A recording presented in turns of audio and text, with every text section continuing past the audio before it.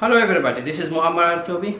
Today in this short video I'm willing to arguing the methodology on understanding Islam and how to correct the way we know Islam today. What are the main sources in understanding Islam? There are two main sources in understanding Islam according to Muslim scholars, Quran and Sunna. Sunnah means simply the collected reports, sayings of Prophet Muhammad. But the second question is, which one should come first as a first priority in our understanding of the Islam? Of course will be Quran, since Quran was sent by God as a book for all human beings and sent to his Prophet Muhammad, blessing and peace be upon him.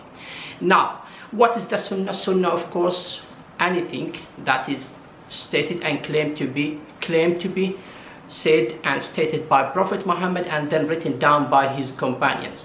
But some of them, of course, later on collected after his death of 100 years, 200 years, and of course there is high possibility of including some errors in such prophetic sayings. So we have to understand, we have to distinguish that something given by God, something related to God, and something related to human beings. So then which one, of course, will have errors? Of course the Sunnah should have many errors, so then we have to distinguish which one comes first in our priority in understanding the Islam. Of course the Quran will be the first one to use in it. So Quran has to come as a first source in our understanding of Quran, since we can extract the regulations and the rules from the Quran. The simple way that we can use Quran in our understanding, in our processing and our analysis of understanding are the regulations, the rules of Islam. Very simple. So we have to use the tool of mind. Mind can process the Quranic verses simply rationally by linking the verses of the Quran all together. Now, what about if I can use Sunnah also, the reports of the Prophet Muhammad in all the understanding of the Quran? It's also possible, but we have to do it under one condition, that this Sunnah or any traditional saying must be going in harmony with the Quranic verses, not in conflict with the Quranic verses. Once Muslims start depending on Quran and use it as their main source and use it as a standard for their understanding of Islam, then of course many issues, many concepts will be corrected, will be filtered out. We have an example for this one. For example, many scholars or Islamic or Muslim scholars believing in killing the person who was a Muslim and then left Islam. But according to the Quran, it's not given at all, that such order of killing such person is not given at all, but rather and instead there is a very clear verse. It states that there is no compulsion in the religion. That means you are not being forced to be in the Islam or leaving the Islam. So you have the freedom in keeping yourself as a Muslim or non-Muslims.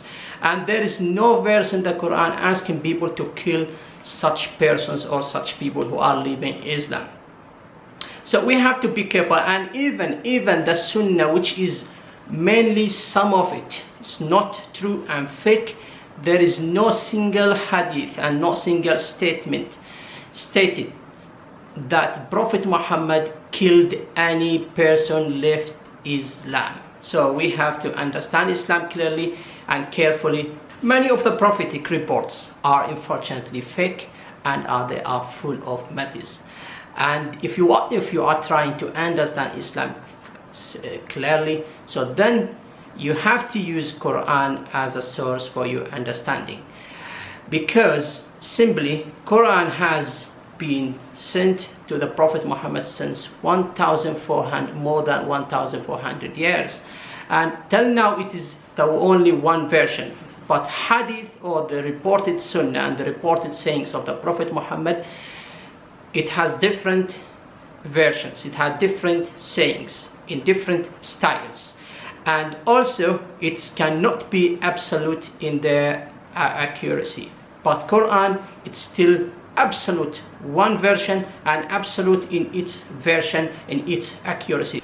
Islam is, according to the Quranic verses, according to the Quranic source, is calling out for the love, for the peace, for the mercy, for respecting others of any faith. And this is truly mentioned in the Holy Quran. Just you have to be careful once you are searching and understanding Islam.